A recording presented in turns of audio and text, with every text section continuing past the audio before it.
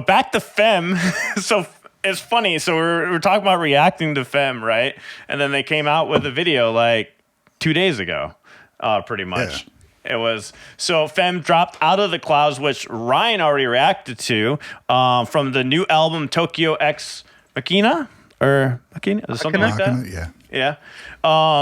New Tokyo's Sentiment, a mannequin duo. It's so funny that it's called mannequin duo. FEMM have released new music video, Out of the Clouds. The track is an electronic, groovy R&B number shaped by Riri and Lula's feelings through the pandemic.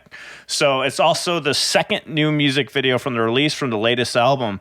What was the first music video? Does anyone know what the first one is? I don't know. Out of the Clouds. That sounds really cool, though. Out of the Clouds worked with producer Woomin Lee, responsible for popular tracks. Rich will know about this probably more, from K-pop acts like Twice, ITZY, and Nizu. Have you heard of those?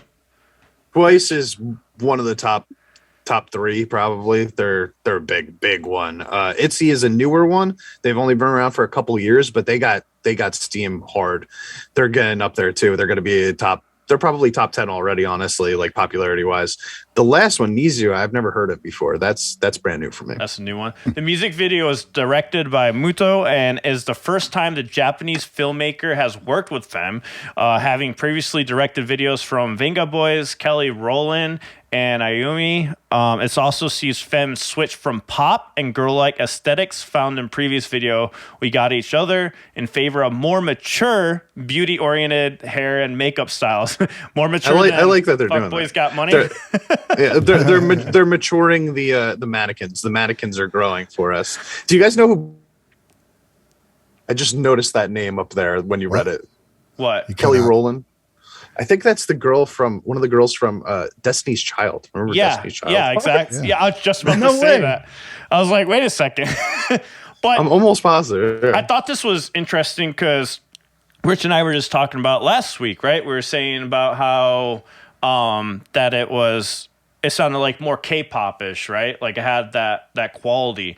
And the thing about the Fuckboys Get Money, yes, it was funny, but the sound design was really good on it. Like, it was no joke. Like, the music was actually really phenomenal. Like, that was produced around it. Yeah, the lyrics were silly during the chorus, but I think that was just for reaction, and goddamn, it got a reaction, right? I laughed my ass off. But I also have to say, if you take the vocals out of it, the music's really good, like very professionally done, like really well produced. They had like the static white noise that went throughout it that was in certain pitches, but not really. And then they had this really cool, like, rotating sounds in the headphones. Like, I'd really tell people to go check out that song and put on some headphones because there's so many amazing sounds going on, or even just jamming in the car.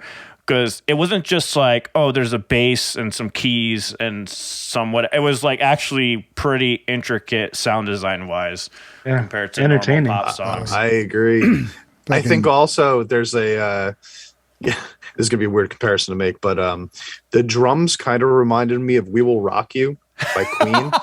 You're right. Yeah, like not a real crisp, clear kick on it. Yeah, it's just kind of like you get that sort of beat where it's just like, okay, I don't know, man. It just kind of gives it makes you groove a little bit. Makes you groove a little bit. I got to it reminded me of that, and I think I was immediately into it more because I was like, ooh, Queen. If I'll expand a little bit on Out of the Clouds. That song, what you're talking about production wise, how good it sounded. That's how this song was. Because all I knew from them was because I did the Fuckboys Get Money first. So I was expecting, I didn't know what to expect. And it came on, it was a beautiful song. The vocals were absolutely just gorgeous. Really? The video was shot really well. And I don't know, how much real instruments are used, whatever, but it's got some really slick bass in it. The drum sounds are great. I mean, everything is just so pleasing to the ear that I was like, I want to play over this. And I took a couple minutes of it, and at the end, there wasn't a space really to jam over it, but I just picked the spot and then out of the breakdown and just played a little bit to it. But nice. It was beautiful, man. That's exciting to hear. And just to go back to what you were saying, Ryan, about like for me, like you can still fuck up fake instruments. You know what I mean? Yeah. So like the fact that to me it sounded like real. It sounded real. You know what I mean? But it probably was. If it's Japanese music, a blend. So it probably is like real and sound design at the same time. Yeah, and I mean, at the end of the day, it's all an arrangement, right? Like, regardless of it's real or fake instruments, like somebody still had to arrange the song, and like you give it credit for that, like regardless. Musical creativity. Yeah, exactly. Writing a song is hard, even if you don't have real instruments in front of you. I'm sure it's like I'd like to know who was playing what in that song. It was That was a clip from our live stream. Make sure you go check that out right now, right here. See you.